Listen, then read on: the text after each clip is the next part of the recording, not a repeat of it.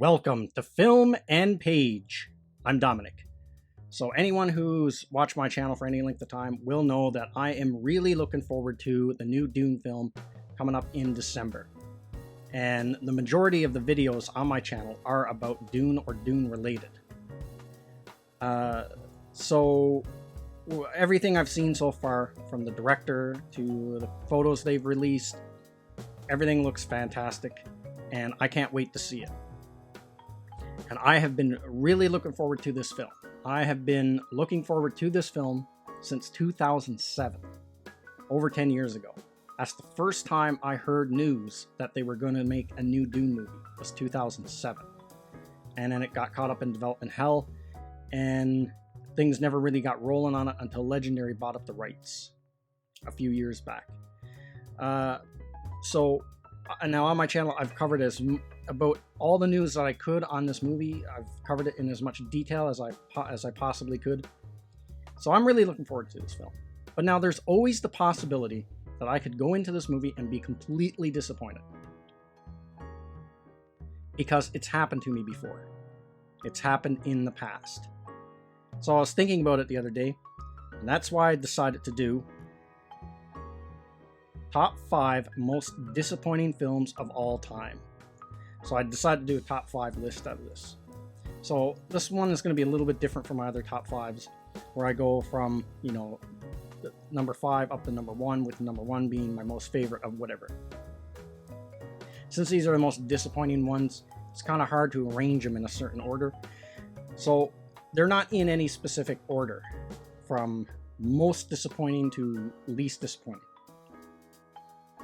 How I organized the list was by the year they were released. That's how I did it. So the first year we're going to start with is 1989. So this was the first time in my life, in 1989, when I was growing up, where I really looked forward to a movie, went to see it, and was let down. And that movie was Ghostbusters 2. Now, I absolutely loved the first Ghostbusters movie. I went and seen it in the theaters, and it just blew me away. I just loved it. Then had it on VHS, or a copy of it on VHS, and just watched it like over and over and over and over again. And was really excited for the cartoon. Now, the cartoon I never really got into, because I found the cartoon just didn't capture the same magic that the original film had. And the cartoon just felt too far removed from the movie. The characters didn't look the same, stuff like that. I still did watch the cartoon and then kind of enjoyed it as its own thing, but it never recaptured what the first film did. But when they announced Ghostbusters 2, I thought that would. I was like, I just couldn't wait to see it. I was looking forward to it. Went and seen it, and I don't know. It just, whatever magic the first movie had, this one just didn't recapture it for me. That it was gone. The magic was gone. It just did not do the same thing for me.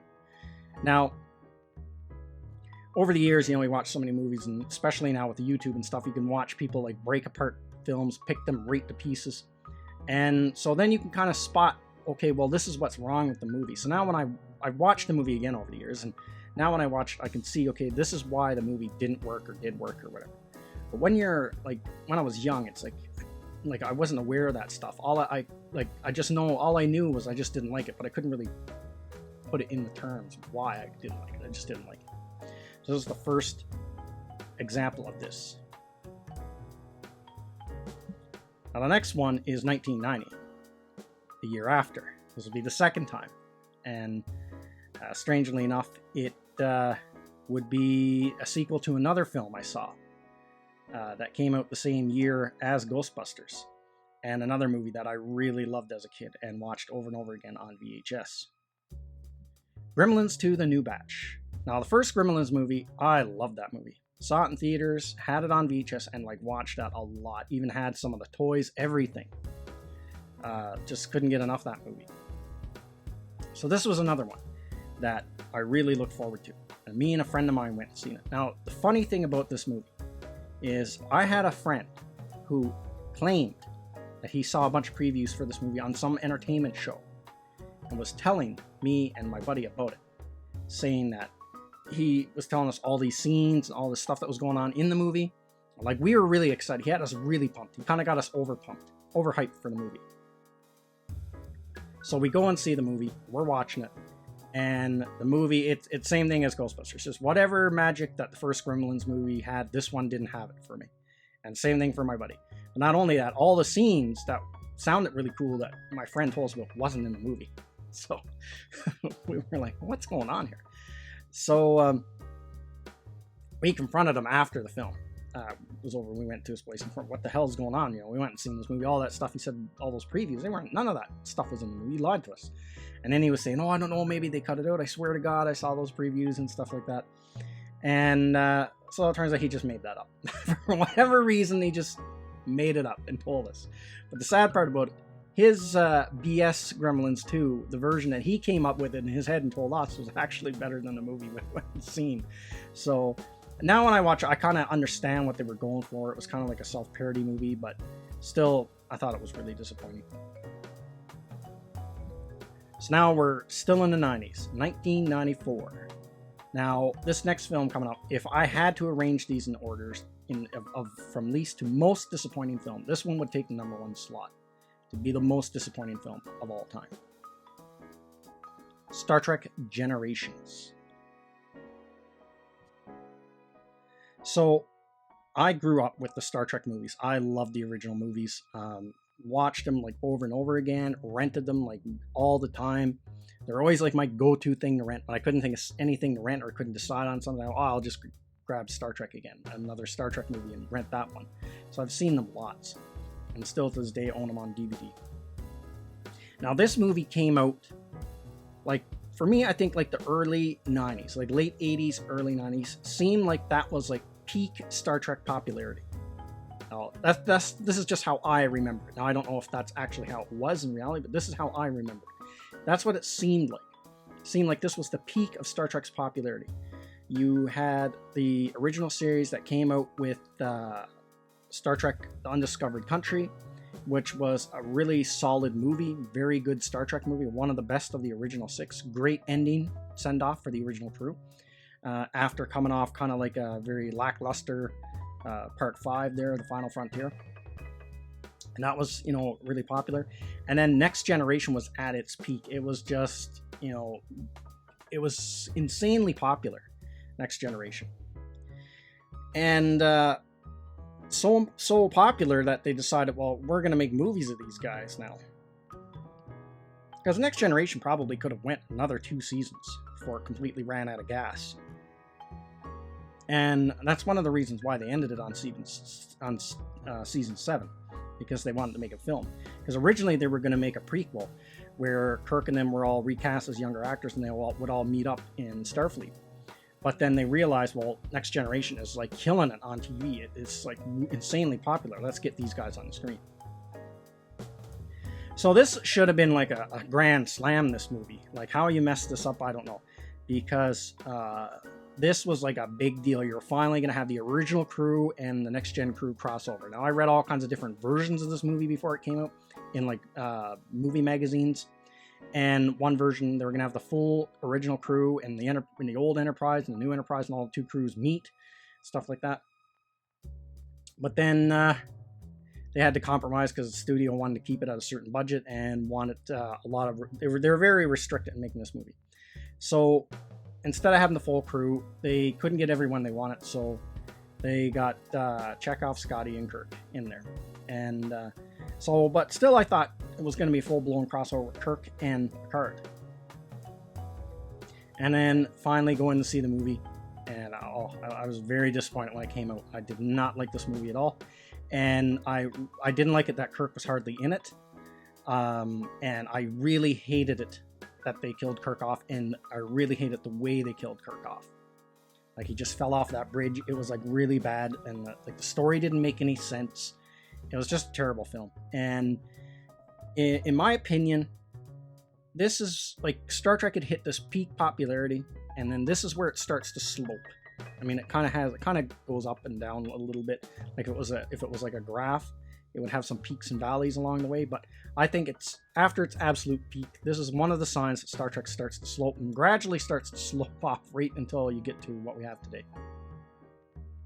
So yeah, this movie was very, very disappointing. I was not happy, and I've watched it since, but every time I watch it, I just think, what a waste of potential, and what a complete waste of a character just to kill Kirk off like that. So now we're out of the 90s. So now 2003. So same thing. This movie was another movie that I was waiting for a long time, because there was talks of this movie, and throughout the 90s that they were going to do this. Finally, in 2003, we got it. Hulk. Now, I am a huge Incredible Hulk fan. The Incredible Hulk is my favorite Marvel superhero, hands down. I've got a ton of Hulk comics. I've got the series, the old Bill Bixby series on DVD. You know, I own the Edward Norton one on Blu-ray and DVD. I just love the Hulk. And I had heard for years in movie magazines that they were going to make a movie of this, as far back as probably like 96. And because I read Gail Ann Hurd was going to be producing it. And originally I heard they were going to go with a bodybuilder instead of CGI. That's one of the stories I heard. I kept hearing all these different things. And then finally, me and my brother, who are both big, huge Hulk fans, we were in the theater to see another movie. I can't remember what that movie was.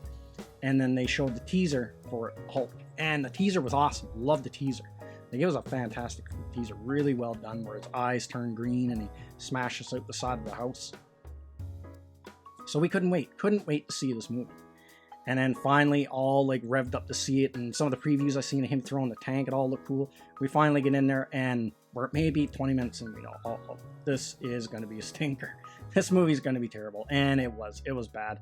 And it was really annoying to me anyway, how they were trying to mimic comic panels with the camera angles, like showing 4 or 5. That works for comics, but it absolutely does not work for live action. It doesn't work at all. And they strayed so far from the source material of the origin of the comic. It was just terrible. And then the Hulk dogs were ridiculous. And I didn't like that he kept getting bigger the madder he got. Like, he's just supposed to get stronger, not bigger and bigger and bigger. It just seemed ridiculous, because he got ridiculously big at one point. So yeah, really disappointed in this film. So now 2012. Now this movie I'm going to talk about here. If I had a YouTube channel, like if I'd started my YouTube channel some years earlier before I did, like before this movie came out, I would have been making videos on this movie like I'm making videos on Dune right now. Because this, I thought, would be like an absolute grand slam. Because it was a franchise I really loved, and it was a director I really liked. So I thought there was no way this was going to be a terrible movie. Prometheus. I still am a Ridley Scott fan. Still like his movies, and I've loved a lot of his movies over the years, and I love the first Alien movie. Probably, like, there for a while I was watching it like once a year, that movie. I liked it so much.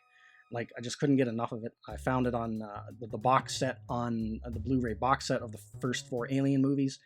And even the ones that are kind of like 3 and 4, I know they're not really that good. Even those I can still watch them and be entertained. So I do like all the Alien movies too. But obviously 3, 4, like not nearly as much as the first one, but I just love that first one. First one and the second one, I love them both.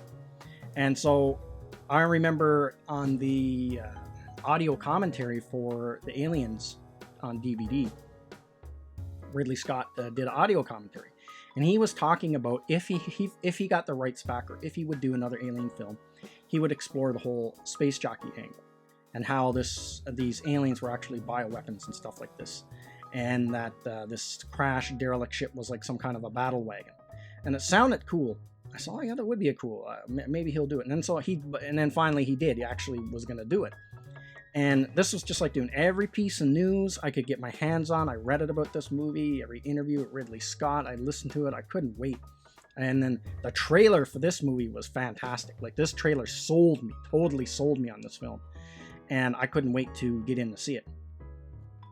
Finally got in to see it, and the first part of it I was really enjoying it. I was really into it, and then probably, it's hard to say, but probably when they hit the planet, when they get to the planet and they start going and exploring, that's when it starts to fall apart for me. And then I was like, oh no, this is not going to be any good.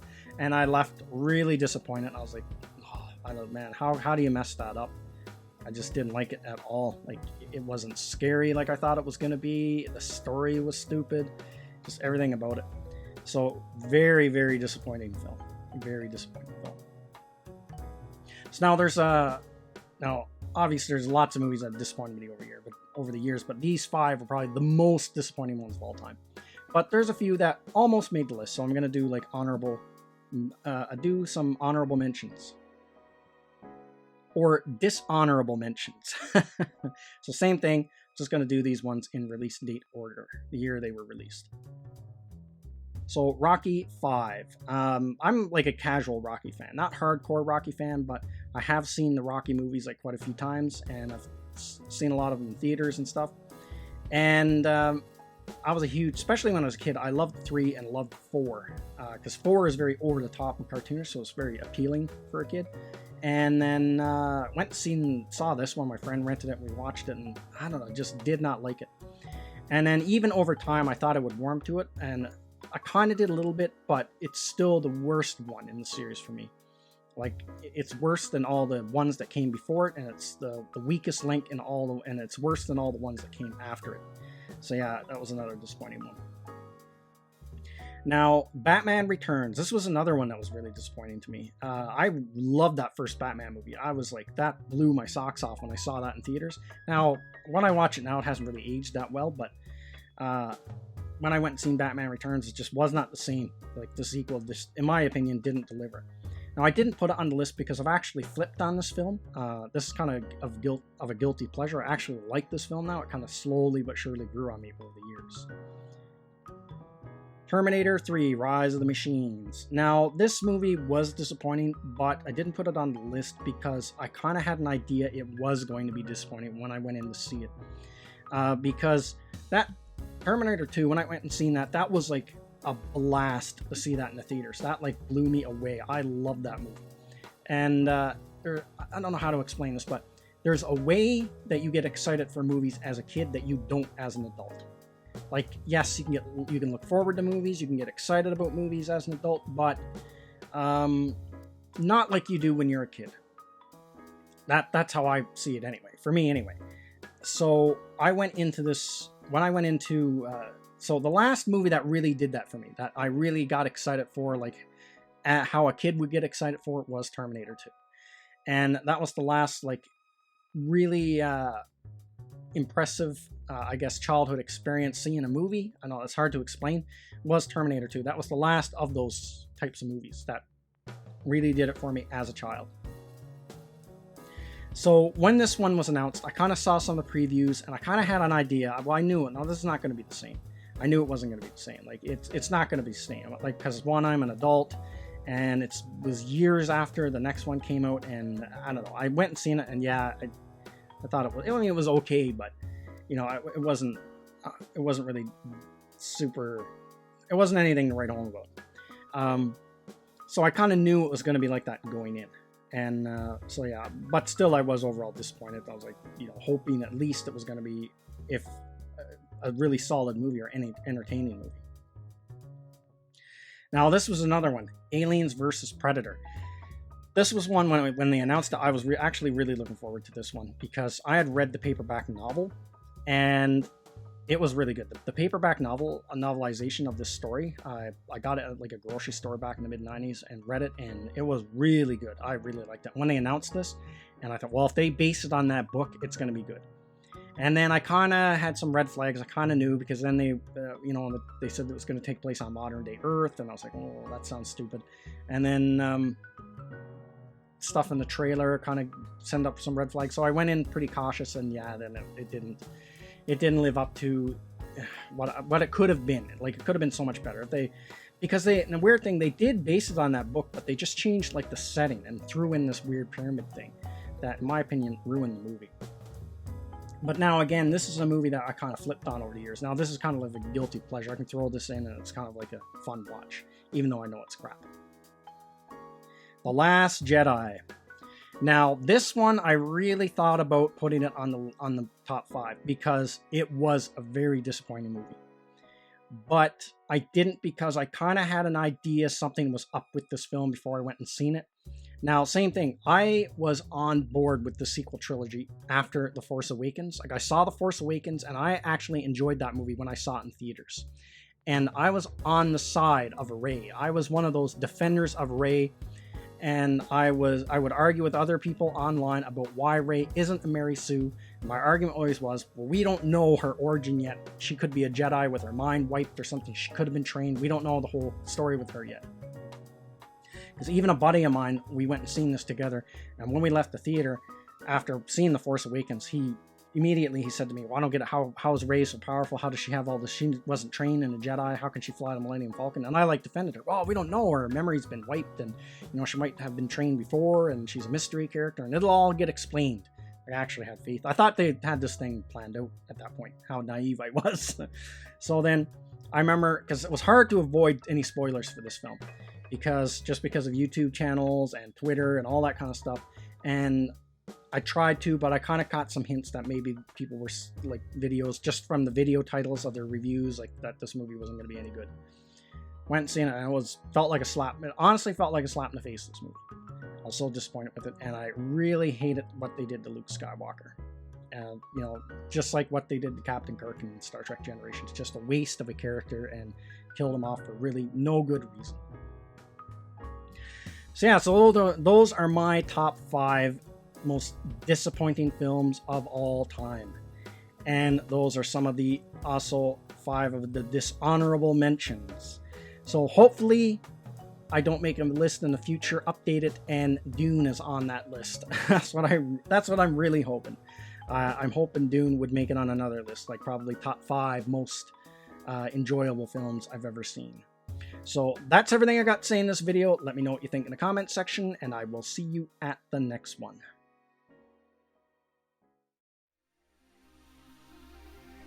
I'd like to say thank you to all of my subscribers. I appreciate you all in helping this channel grow. If you're new to the channel, don't forget to like, share, and subscribe. Also, don't forget to hit the bell icon so you'll be notified when new videos are uploaded.